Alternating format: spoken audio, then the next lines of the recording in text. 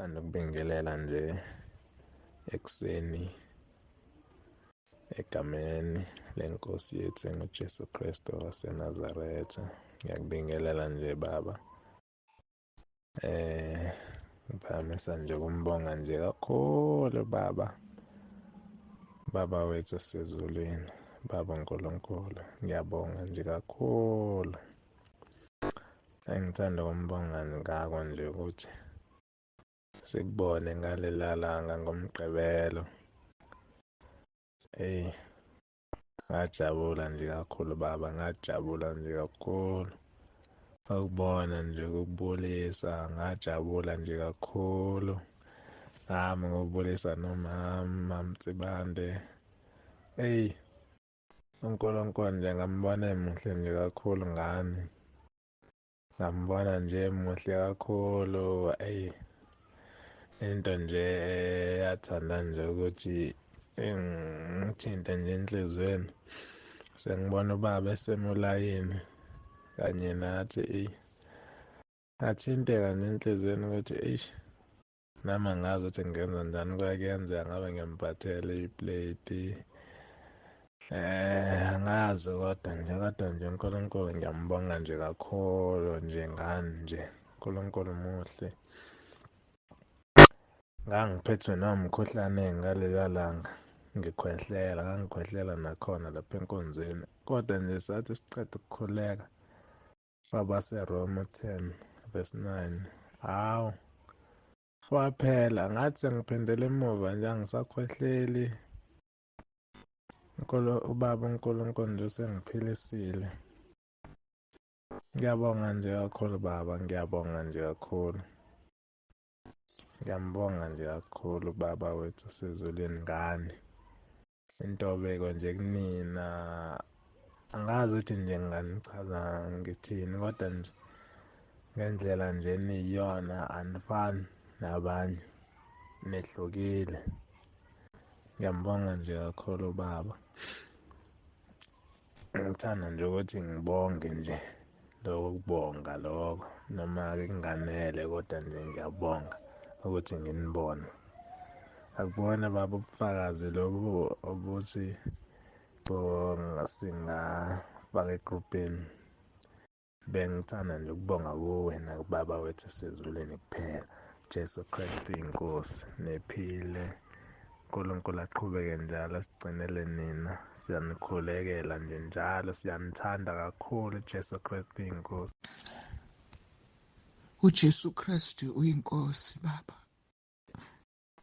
Jesu Kristu inkosi nakumama nomndeni wonke, kwababa uNtsibande nomndeni wonke kaMoya, kabayendlu kaJehova kuyabonelela ekhaya lethu. Baba ngiyambonga uNkulunkulu.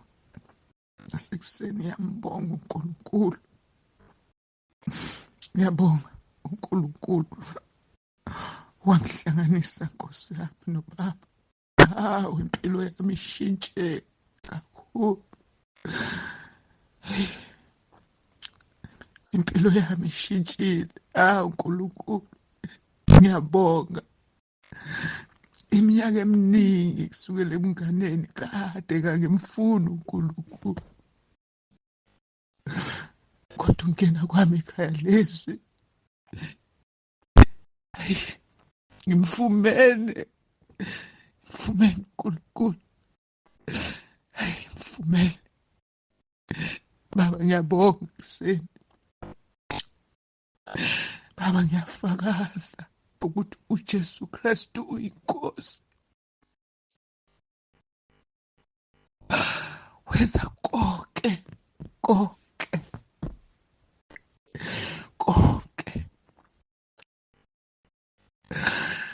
baba. Ngiyafakaza ukuthi uma uyiqala ngoNkulunkulu,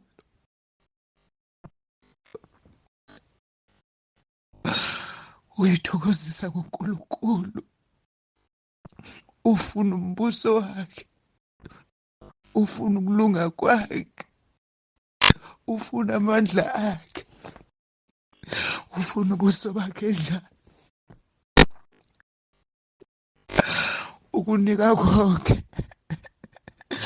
okufunwa inhliziyo yakho.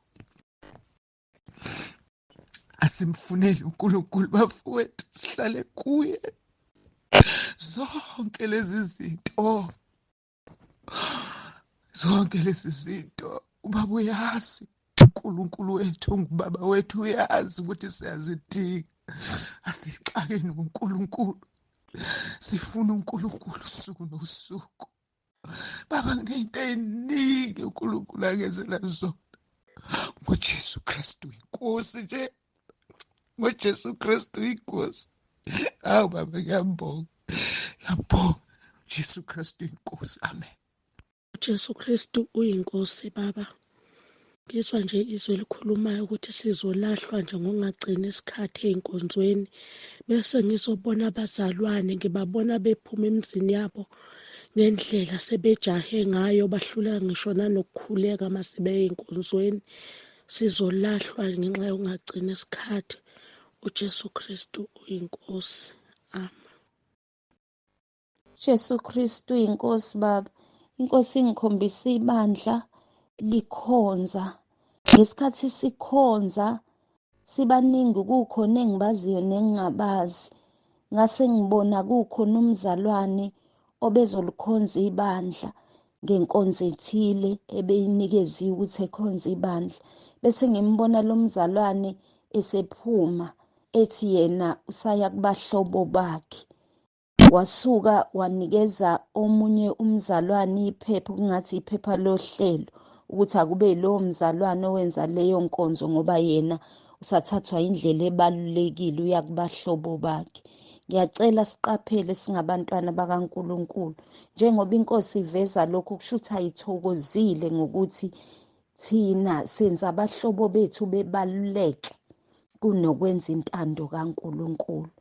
Jesu Kristu inkosi. Lapha kuMathewu chapter 10 verse 37 no-38, inkosi uJesu ishilo ukuthi othanda uyise nonina nendodana nendodakazi kunayo inkosi akayifanele inkosi lowo, nongathabathi isiphambano sakhe amlandele, uthe akamfanele. Ngiyacela siqaphele singabantwana bakaNkulunkulu, asimuse ukuthanda iy'hlobo size sidele ukwenza intando kaNkulunkulu ngenxa yabahlobo bethu, ngoba nalapha kuMathewu chapter 12 verse 46 kuya ku-50, inkosi uJesu iwakhulumile lamazwi ngesikhathi ibishumayela ezixukwini. Kwase kuba khona omtshelayo ukuthi uma wakhe nabafowabo bayambiza bangaphandle, kodwa lithi izwi likaNkulunkulu wathi abafowabo yilaba. Yathi ngoba ilowo nalowo wenza intando kaNkulunkulu, owenza intando kababa osezulwini, nguye ongumfowabo. Ngiyacela siqaphele bazalwane, siyenze intando kaNkulunkulu, singadeli uNkulunkulu ngenxa yabahlobo bethu.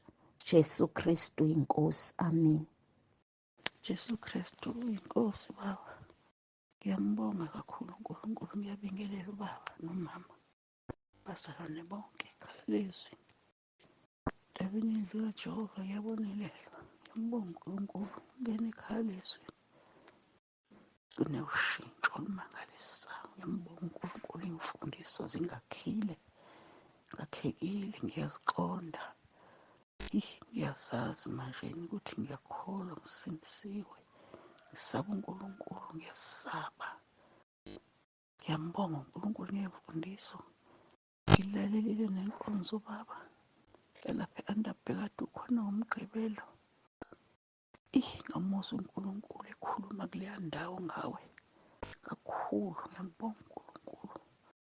Ubaba uMthembu naye kade elile, kade ekhona eshumayela khona naye ngoMgqibelo. uNkulunkulu wakhuluma lapha, khuluma ngendlela okungcwele. Siyambonga uNkulunkulu bazalwane, baba umpostoli. uNkulunkulu akubusise kakhulu, uzovusa imiphefumulo ebeyifile.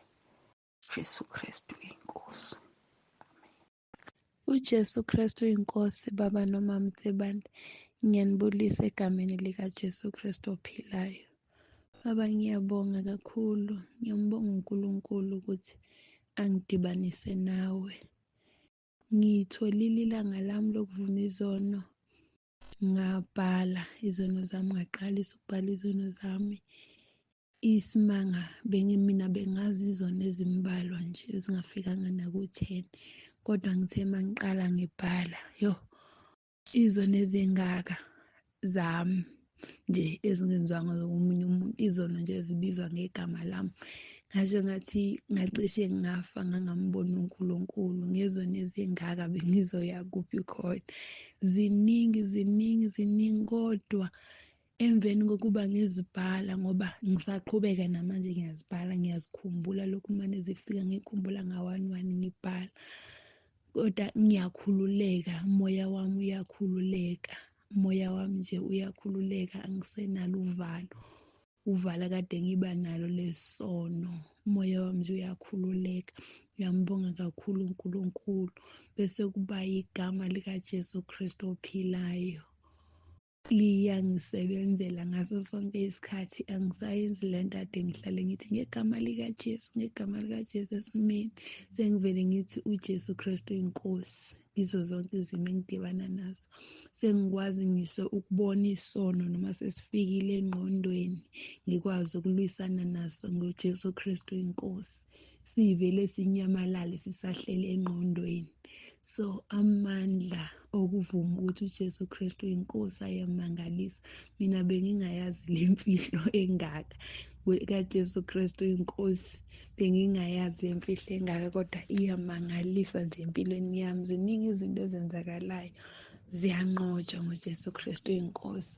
Nomthandazo wabaseRoma 10:9 ngiyawusebenzisa njalo ebusuku uma ngilala, ngisebenzisa naso sengiwusebenzisa ngaso sonke isikhathi. Every time mangizwa kune-attack emoyeni wami, vele ngisebenzise lo mthandazo, ngisho ukuthi uJesu Kristu inkosi. And ngiyabona izinto kuyenzeka nje, khona into eyenzakalayo nami engingakwazi ukuyichaza, kodwa kunomehluko owenzakalayo omkhulu empilweni yami.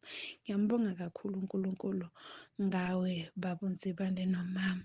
uNkulunkulu-ke anisikelele egameni likaJesu Kristu ophilayo. Amen. uJesu Kristu inkosi. Amen. uJesu Kristu uyinkosi. Ngiyabingelela ubaba nomama, ngiyabingelela abazalwane ekhaya lezwi nasentabeneni likaJehova kuyabonelelwa. Ngithi uJesu Kristu uyinkosi. Ngibonga kakhulu uNkulunkulu ngomusa wakhe ukuba asivuselele ivangeli elidala ekhaya lezwi. Siyambonga uNkulunkulu ngobufakazi bonke. Nami inhliziyo yami iyathinteka kufakaza omunye umntwana kaNkulunkulu ngendaba yamafoni. Khona nami umoya wangihlasela kakhulukazi uma ngivula uYouTube. Bengithi uma ngivula uYouTube ngivulele iy'nkonzo, kujike kungene ezinye izinto ngilibale yizo. Kodwa sengiphakathi ingqondo yami ibuye ukuthi hawu, bengifuna ukubuka iy'nkonzo. Ngagcina senginciphisa ukuvula uYouTube, ngilalela kakhulu ku-WhatsApp, ngoba ku-WhatsApp ngiyalalela kungafani noma ngizobuka. Uma umzalwane omunye esakhuluma efakaza ngalo moya ongenelelayo, ngithi uJesu Kristu uyinkosi. Ngibonge kakhulu nobufakazi bobaba nomama. Uma obaba nomama befakaza, inhliziyo yami iyadleka kakhulu. Khona la khona umama akwafakaza ngesimo abadlule kuso. Inhliziyo yami ithi isikhathi esiningi kuyobe ngathi uNkulunkulu uNkulunkulu ngoba esenzela izinto ezinhle, mhlawumbe ukuthi uma kade ngilambile uNkulunkulu anginika ukudla. Kodwa ubufakazi bobaba nomama businika lento yokuthi simqonde uNkulunkulu, baba uNkulunkulu ewuNkulunkulu, noma ngabe awudlile ukudla kungekho endlini, kungababikho kodwa ukumehlisa endaweni yakhe ukuthi uwubaba uNkulunkulu. Nezimo abadlule kuzona namhlanje kusengathi kuyiphupho ukuthi nabo bake baba nezimo lezi ezenzekayo ebantwini, kodwa zizinto zokusikhulisa. Inhliziyo yami iyamdumisa kakhulu uNkulunkulu. indlela ubaba kakhuluma ngayo kulezi iy'nsuku inginika ukuthi akuyikho kwethu ukuthi sithi uNkulunkulu akamgcine elule iy'nsuku noma akenzeni. Ubaba uma ngabe esewuqedile umsebenzi wakhe uNkulunkulu yokwenza intando yakhe, kodwa esikucelayo thina ukuthi lokhu esikufundisiwe asikubambe sime ngakho. Siyambonga uNkulunkulu ukuthi ubaba uyasifundisa ukuze sikwazi nathi ukuma endleleni yethu, singalindi njalo ukuthi sizokhulekelwa ubaba noma sizokwenzelwa ubaba, kodwa uma uNkulunkulu esisiza sithathe iy'fundiso abasifundise zona, siyokwazi nathi ukuma sikhule enkosini, sihambe emandleni inkosi ekhuluma ngawo ukuthi hambani emandleni onke aphiwe kini uJesu Kristu inkosi. uJesu Kristu inkosi. Baba, ekuseni ngibingelela umama, ngibingelela ubaba, abazalwane basentabeni yendlu kaJehova, abazalwane basekhaya lizwi. Baba, ngicela ukuletha nabo ubufakazi uNkulunkulu angenzele bona. Kuningi inkosi uNkulunkulu angenzele khona empilweni yami, engiphilisa. Kukuningi nje kakhulu. Benguwumuntu obenenkinga yokuthi yaphathwa umgogodla, kuwumuntu ongasakwazi ukuthwala ngenxa yokuthi kwakuthiwa ngine-meningitis, ngangifakwe iy'nalithi kakhulu la emgogodleni. Kuwumuntu osebenza kanzima nje, okhuphuka itebhisi. Kumanje itebhisi ngiyayikhuphuka, angisayizwa lento engangizwa since ngangena ekhaya lezwi. Baba uNkulunkulu kuningi angenzele khona. Kulezi kuzosa kube izolo benginenkinga nje engibambile la kunengunyuluzo engingayizwa la emphinjeni, ngithi uma ngiyathinta ngiyayizwa lento. Awu Nkosi, ngathi Jehova, kusho ukuthi sengizohamba iGrace yini? Kusho ukuthi sengizoba nekhensa? Hhayi, ngathi isathane unamanga. Ngasho imikhuleko yami lemithathu ngaqinisa kakhulu kulo kaMeyi 18, ngisho ngiyilandelanisa, ngisho. Awu Baba uNkulunkulu wangenzela umusa. Ngiyabonga kakhulu Baba, makusizolo kusangi-right kakhulu. Sengathi bese kuvaleka nezwi, mangithi ngiyakhuluma ngizwi ukuthi izwi lami liyavaleka. Ngithi uJesu Kristu inkosi. Baba, siyacela uNkulunkulu akasigcinele wena kanye nomndeni wakho. Ngithi uJesu Kristu inkosi. Amen. uJesu Kristu inkosi, uJesu Kristu inkosi. Baba nomama, ngidlulisa ubufakazi ngoLwesine bengisesibhedlela, kunegazi engiye ngilithathe noma baye balithathe ngenxa yokuthi kwatholakala i-circulation emlenzeni engalimala kuwo, ayihambi kahle. Abelithatha leli gazi liya e-laboratory ngoLwesine, kwathiwa linama-clots. Kwathiwa ngiphinde ngithathe elinye, ngalithatha elinye. Uma ngilithatha abuya futhi ama-results athi hhayi lelonakele, limoshakele. Bese bethi ngiyothathwa udokotela. Ngakhuleka ngisaya kudokotela, ngasho isivumo uJesu Kristu inkosi, uJesu Kristu inkosi. Lahamba malibuya ama-results abe-right. Ngiyamuphakamisa kakhulu uNkulunkulu ngegama lenkosi, uJesu Kristu inkosi, uJesu Kristu inkosi. Amen. uJesu Kristu uyinkosi Baba. Nkosi, ngizwa nje izwi elikhulumayo ukuthi ngakutshengisa ukuthi umuntu uma engasekho emhlabeni akazi lutho, kodwa abantu babhezi lokhu bethi usikhonzele uJesu Kristu inkosi. uJesu Kristu inkosi, uJesu Kristu inkosi. Baba nomama, ngithi angidlulisele ubufakazi ukuthi ngiye ngahlaseleka nge-weekend. Kwanempi esuka la ocabangweni, khuphuka njalo esifubeni, iza ngasemphinjeni ingcindezela. Ngakhuleka. Ekugcineni ngasho isivumo, uJesu Kristu inkosi. Ngisasisho baba nomama, uNkulunkulu wenza ummangaliso. Yathula yanqamuka juqu lempi. Ngaso leso sikhathi ngiyamphakamisa uNkulunkulu uJesu Kristu inkosi.